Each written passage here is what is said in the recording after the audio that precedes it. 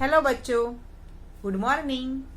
Standard 4 subject Hindi. बच्चों, आज के वीडियो में हम आपकी किताब में लेसन नंबर 9 चतुराई और विनम्रता वो दिया हुआ है, उसका अभ्यास करेंगे। तो पेज नंबर 66 निकालिए। निकाला बच्चों? देखिए, लेसन का नाम यानी हेडिंग क्या है? चतुराई और विनम्रता। यानी कि इस लेसन में पक्षियों के माध्यम से हमें अपने जीवन में विनम्रता को गुण लाना चाहिए और उस गुण से हमें क्या क्या लाभ होते हैं वो समझाने का प्रयत्न किया है। तो इस कहानी को समझने से पहले हम यहाँ चिंतन मनन दिया है वो देखेंगे और शब्दार्थ देखेंगे। तो सबसे पहले है चिंतन मनन। हर प्राणी को अहंकार का त्याग करना चाहिए। यानी कि हर प्राणी यानी मनुष्य हो, पशु हो, पक्षी हो, कोई भी हो, उसको क्या करना चाहिए? अहंकार। अहंकार का मतलब है घमंड। उसका त्याग करना चाहिए यानी उसको छोड़ देना चाहिए। अहंकार से ही शत्रु बन जाते हैं। यानी अगर हमारे अंदर अहंकार घमंड रहेगा तो उतने ही हमारे दुश्मन बढ़ते जाते हैं। मधुर वाणी से स्वयं तथा दूसरों को भी प्रसन्नता मिलती है। अगर हम अपने जीवन में मधुर वाणी बोलेंगे तो हमें खुद तो प्रसन्नता होती ही है, उसके साथ साथ हम दूसरों को भी प्रसन्न कर पाते हैं यानी खुश रख पाते हैं। अब हम शब्दार्थ देखेंगे। शब्दार्थ में पहला है टिटहरी। टिटहरी यानी पानी के किनारे रहने वाली चिड़िया। उसका मतलब क्या होता है? पानी के किनारे रहने वाली चिड़िया। इधर चित्र में देखिए, ये दी है ना, देखिए आपने चिड़िया, ये वाली, उसको टिटहरी बोलते हैं। क्या बोलते हैं? टिटहरी। ये कहाँ रहती है? समुद्र होते हैं ना, उसके किनारे रहती है। तो पानी के किनारे रहने वाली चिड़िया, उसको टिटहरी बोलते हैं। उसके बाद है सुरक्षित यानी सुरक्षा की गई। उसके बाद हिम्मत। हिम्मत यानी साहस। सबक। सबक यानी सीख। ज्वार। ज्वार यानी प्रवाह। घमंड। घमंड यानी अहंकार। दुष्ट।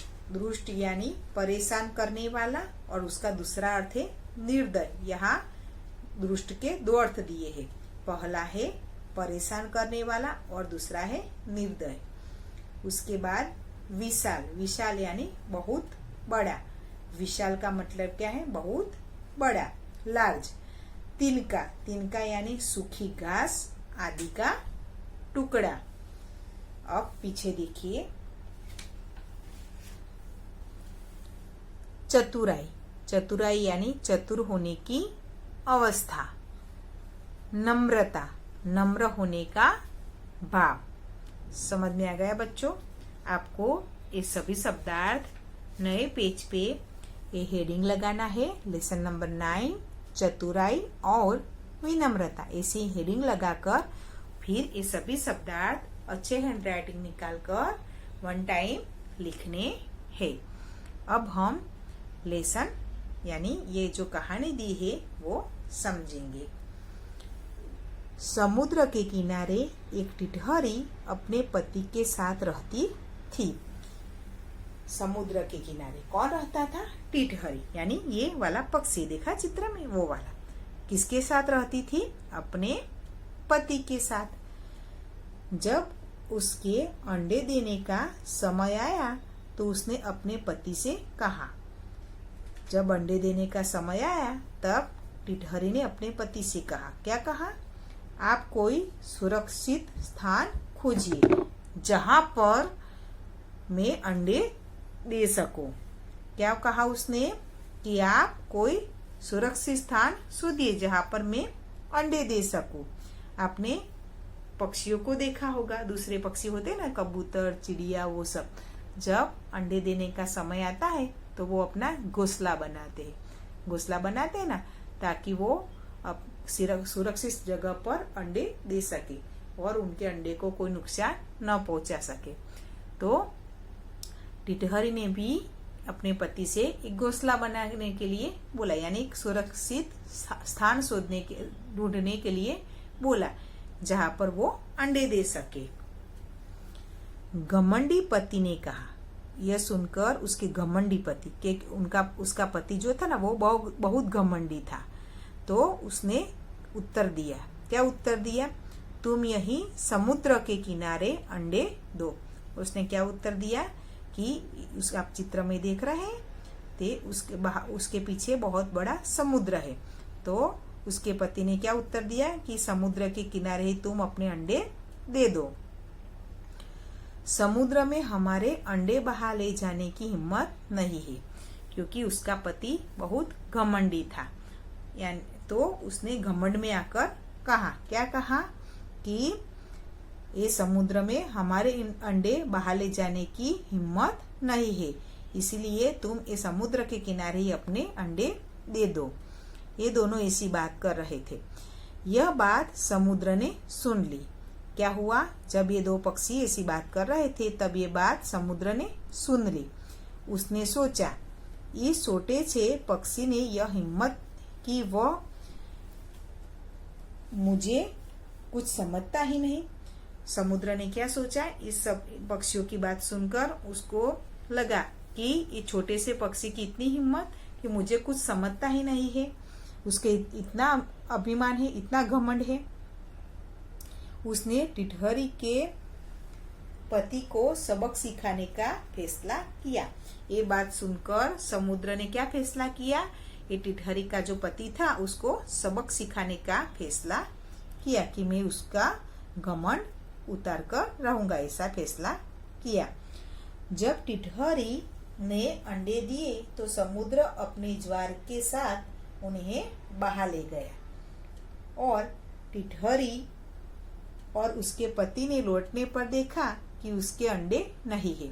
तो उसके पति का घमंड देखकर समुद्र ने उसको सबक सिखाने का फैसला किया था। तो जब टिटहरी ने समुद्र के किनारे अंडे दिए तो समुद्र ने क्या किया? अपने ज्वार यानी मोजा, समुद्र को आपने देखा है उसमें मोजे आते हैं ना, तो उसके साथ टिटहरी के अंडे को बहा ले गए। तब जब टिटहरी और उसका पति लौट कर आए तो उन्होंने देखा कि अंडे वहां नहीं है।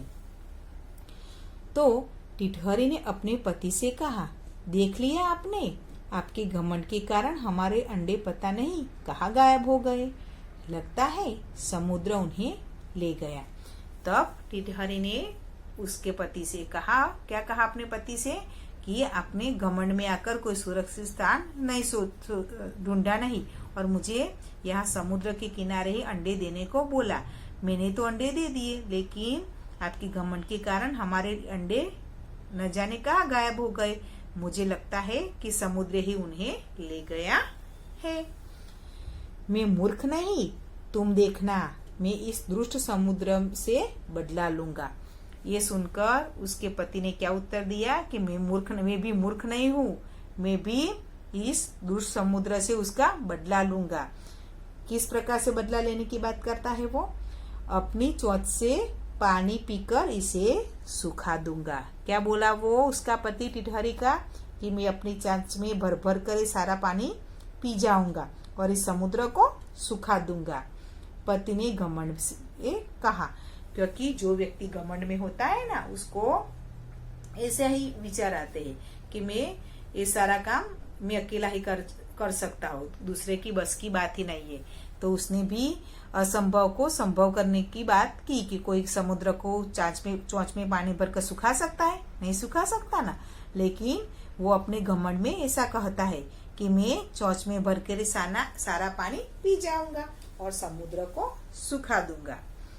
लेकिन टिटहरी समझदार थी। टिटहरी ने समझदारी से अपने पति को कहा, उसने समझदारी से अपने पति को समझाने की कोशिश की। आप अकेले ही इस समुद्र से बदला मत लो। क्या समझाया कि आप अकेले इस समुद्र से बदला मत लो। छोटी सी चोंच से इतना बड़ा विशाल समुद्र सुखाया नहीं जा सकता। उसने क्या समझाया कि आपकी चोंच तो बहुत छोटी है और ये छोटी सी चोंच से इतना बड़ा समुद्र सुखाया नहीं जा सकता। अगर बदला लेना ही है तो अपने दूसरे पक्षियों को भी साथ में ले लो। अगर आपको इस समुद्र से बदला लेना है तो हमारे जो दूसरे दोस्त पक्षी है उनको भी साथ में ले लो और उनको भी अपने साथ मिला लो। सच ही कहा है कि तिनकों को मिलाकर ही रस्सी बनती है, जिससे हाथी भी बांधा जा सकता है। यहाँ एक उदाहरण दिया है। आपने रस्सी देखी है? रस्सी कितनी मजबूत होती है ना। रस्सी किससे बनती है? तिनको, यानी एक छोटे छोटे पतले पतले धागे होते हैं, उनको मिलाकर रस्सी बनती है। अगर धागे को खींचे तो धागा टूट जाता है ना। उसकी जगह हम रस्सी को खींचे तो रस्सी तोड़ सकते हैं? नहीं तोड़ सकते, क्योंकि वो ज्यादा मजबूत होती है, क्योंकि वो बहुत सारे धागे मिलाकर बनी हुई होती है। इसीलिए उसकी ताकत बढ़ जाती है, उसकी मजबूती बढ़ जाती है। अगर हमें रस्सी से किसी हाथी को बांधना हो तो भी हम उसे बांध सकते हैं, क्योंकि वो मजबूत होती है। उसी प्रकार से टिटहरे ने भी कहा कि अगर आप अकेले इस समुद्र को सुखाने का प्रयत्न करोगे तो नहीं कर पाएंगे, लेकिन आप सभी पक्षी एक साथ मिलकर अपनी चोंच में इस पानी पीकर इस समुद्र को सुखाने का प्रयत्न करेंगे तो शायद सूख जाएगा। तो टिटहरी ने अपने पति को ऐसी सलाह दी। अब आगे का हम दूसरे वीडियो में देखेंगे। गुड बाय बच्चों।